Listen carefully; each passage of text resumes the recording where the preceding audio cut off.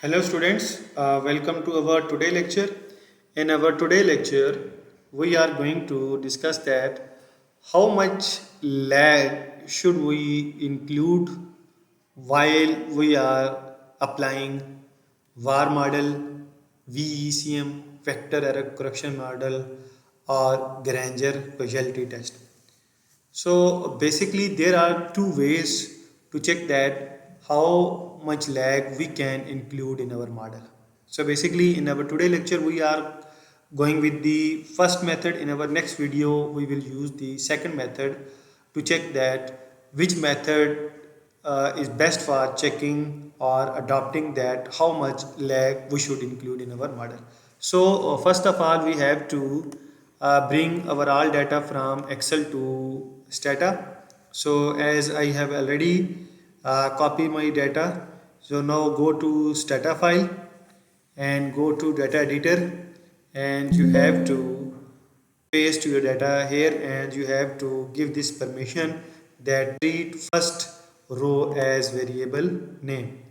Then go to statistics, then go to multivariate time series, then go to VAR diagnostics and tests, then go to lag order statistics pre-estimation. Then click on this option, and here you have to select all of your variable, then go to time setting, select from this option year, as my year is my time variable and my data set is yearly. So then click on okay, and here you can see that it is asking about how much lag you are interested to include in your model. You can increase or decrease the number of lag from this option. So let's say I am going with the 5 lags. I want to see that either if I include 5 lags in my model, that it would be appropriate for me to include 5 lags or not. So then click on OK. So here you can see that it has given the results for lag selection criteria which we have applied just now. So how can you decide that how much lag you should include in your model?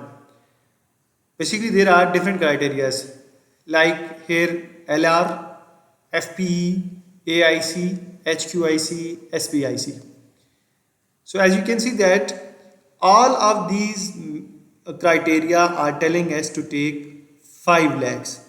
So it means that when we have or when we will take 5 lakhs in our model, it will give us the best results. So these stars shows that how much lakhs to be included in your model. So it may be possible that in some cases two of the tests are telling us to take 2 lakhs and some tests are telling to take 3 or 4 lakhs. So in that case, in that scenario, we have to see that what are the majority of the tests are telling us.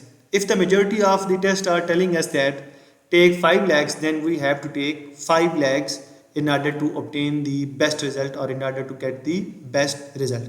But in this scenario, this particular model, for this particular model, we have to take 5 lakhs if we want to get the best result. So and you can also see that you have to take those values lags which have the minimum value. As you can see that in this option, E minus 17 mean that there are 17 zeros before this, and similarly for rest of these values as well. So the steric sign shows you the tell you the or guide you that how much lag you should include in your model. So let's repeat it again. If I include 6 lags in my in this test, go to multivariate time series, go to VAR diagnostic test and go to lag order selection statistics, and at this time I am going with 6 lakhs. Then click on OK. So here you can see that one test is telling us to take 4 lakhs, one test is telling us to take 5 lakh, but 3 tests are telling us to take 6 lakhs. So in this way we will prefer those majority results which are preferring the more number of lakhs. So in this model, out of 5 tests, LR, FPE, AIC, HQIC and SPIC.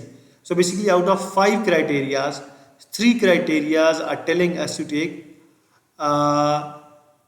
6 lakhs, and one criteria is telling us to take 4 lakhs, and one criteria is telling us to take 5 lakhs. So we have to go with the majority option. So in this case we have to take 6 lakhs. So this is how we can conclude that how much lakhs we should include in our model.